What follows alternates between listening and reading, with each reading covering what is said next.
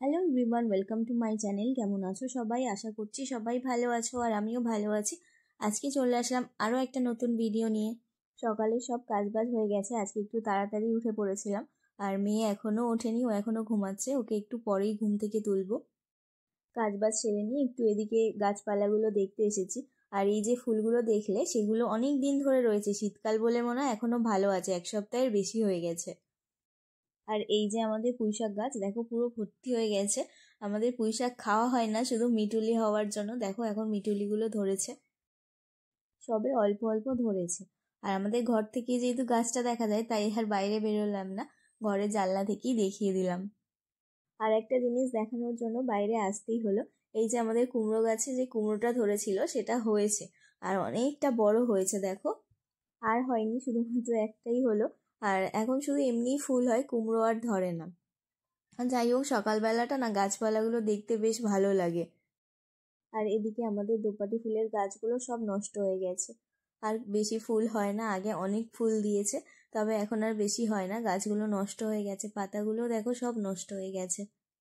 গাছের ডালগুলো সব এমনি থেকেই ভেঙে ভেঙে পড়ে যাচ্ছে, তবে গাছে এখনো অনেক দানা রয়েছে, এগুলোকে সব তুলে রাখতে হবে। শোনা, উঠে পড়ো। Good morning. আমার সঙ্গে একটু রেস্ট করবে? তোমার সাথে আমি রেস্ট খাবো? কেন, সারা রাত ঘুমিয়ে ঘুমিয়ে রেস্ট খাওয়া হয়নি? Good morning. না না, আমার সঙ্গে রেস্ট খেতে হবে। আচ্ছা, খাচ্ছি। Good morning.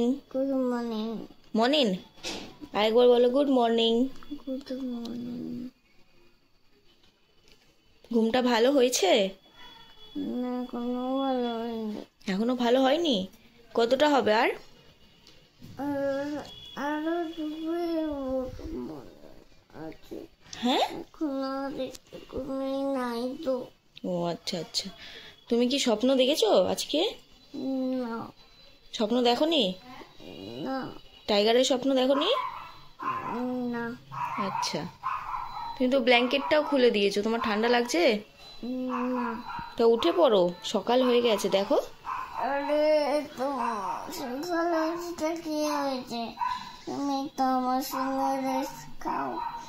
ও, সকাল হয়েছে তো কি হয়েছে, আমি তোমার সঙ্গে একটু রেস্ট খাবো। হ্যাঁ, কতক্ষণ রেস্ট খেতে হবে? 4 ঘন্টা। 4 ঘন্টা? আচ্ছা ঠিক আছে, 4 ঘন্টা রেস্ট খাবো। উঠে ব্রাশটা করে নাও, তারপর রেস্ট করবো। মা, বলো। সঙ্গে রেস্ট খাও না। পাপা কিন্তু অফিসে চলে গেছে, সে মনে আছে কখন গেছে? কটার সময় গেছে পাপা?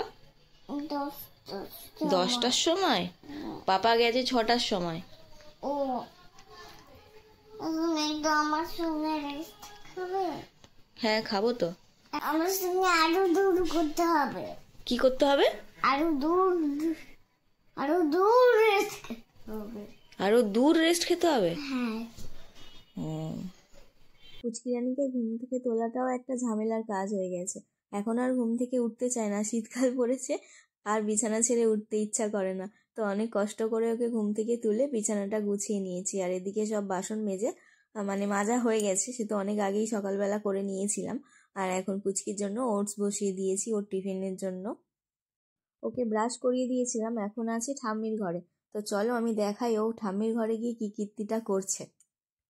মা এখন ঘরে নেই, মা গেছে বাজারে। আর এটাই হচ্ছে পুচকির একটা বদমাশি করার সুযোগ। দেখো বেড কভারের মধ্যে আঁকছে। ঠাম্মি সামনে থাকলেও করে, এমনটা না যে না থাকলে করে, সামনে থাকলেও করে। দেখো ঘুম থেকে উঠে ও এই কাজে লেগে পড়েছে। পুরো বেড কভারটার মধ্যে এরকম ছবি এঁকে এঁকে ভর্তি করেছে পেন দিয়ে।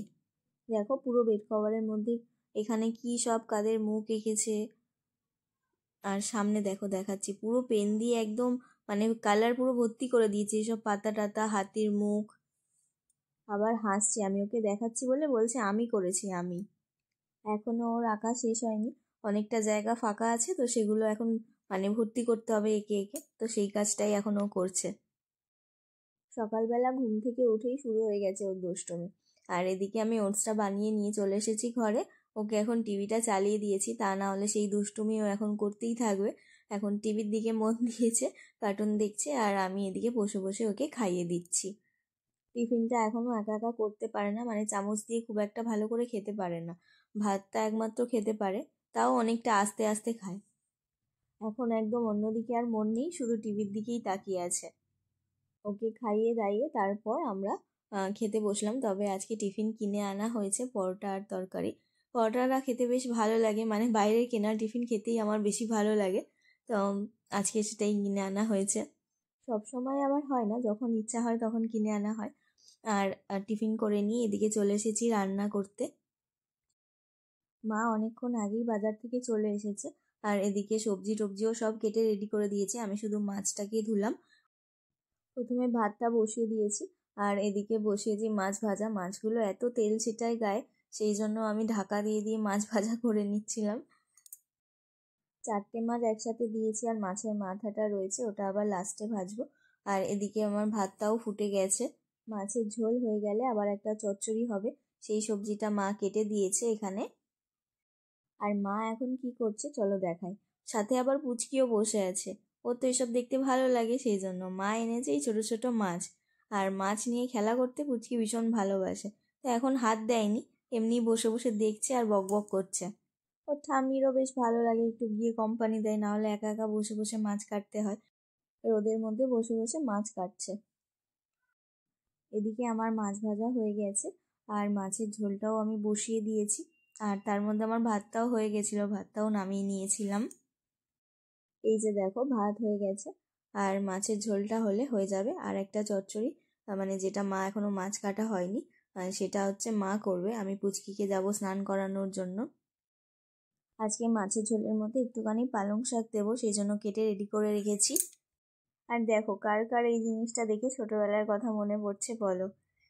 ঘরের মধ্যে একটা দুধের প্যাকেট রাখা ছিল, মানে মাঝে মাঝে দুধ চা কফি টফি খাওয়া হয়, সেই জন্য পুচকি এই দুধের প্যাকেটটা দেখতে পেয়ে গেছে। তো আগে বলছে আমাকে খাওয়াও, তারপর আমি স্নান করব। এটা খেতে বেশ ভালোবাসে, তো সেই জন্য ওকে দিচ্ছি। তো যতবার খাওয়া শেষ হয়ে যাচ্ছে ততবার হাত পাচ্ছে, দেখো অল্প অল্প করে দিচ্ছিলাম, বেশি যাবার দিলে গলায় আটকে যাবে, সেই জন্য অল্প অল্প করে দিচ্ছিলাম। খুব ভালো লেগেছে খেতে, হাত চেটে চেটে খাচ্ছে। যাই হোক, ছোটবেলায় এই জিনিসগুলো আমরাও করেছি। আর সোয়েটারটার অবস্থা একেবারে খারাপ করে ফেলেছে, দেখো পুরো সোয়েটারের মধ্যে ভর্তি করেছে। তরকারিতে জল দিয়েই আমি চলে গেছিলাম পুচকিকে স্নান করাতে। আর এদিকে তরকারিও হয়ে গেছে, এবার নামিয়ে নেব। আর ভাত তো আগেই হয়ে গেছিল।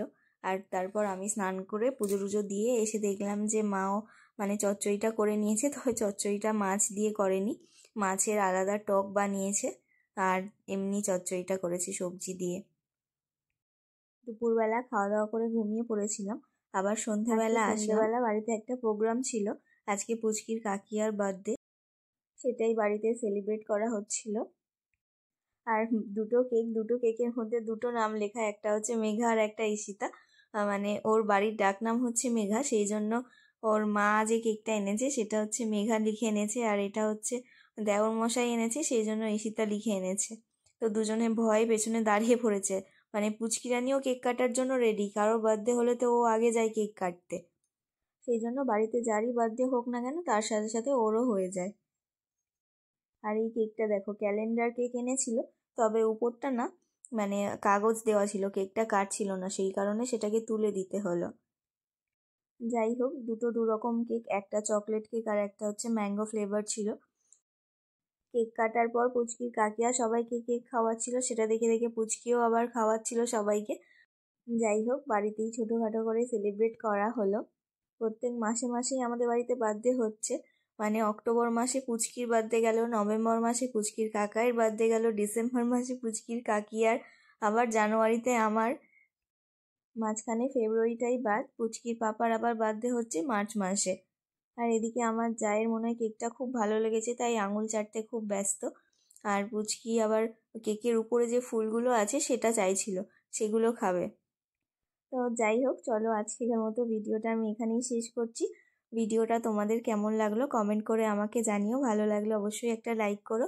আর যারা যারা আমার চ্যানেলে নতুন বন্ধু আছো তাদের কাছে অনুরোধ রইল চ্যানেলটা সাবস্ক্রাইব করে পাশে থাকার জন্য।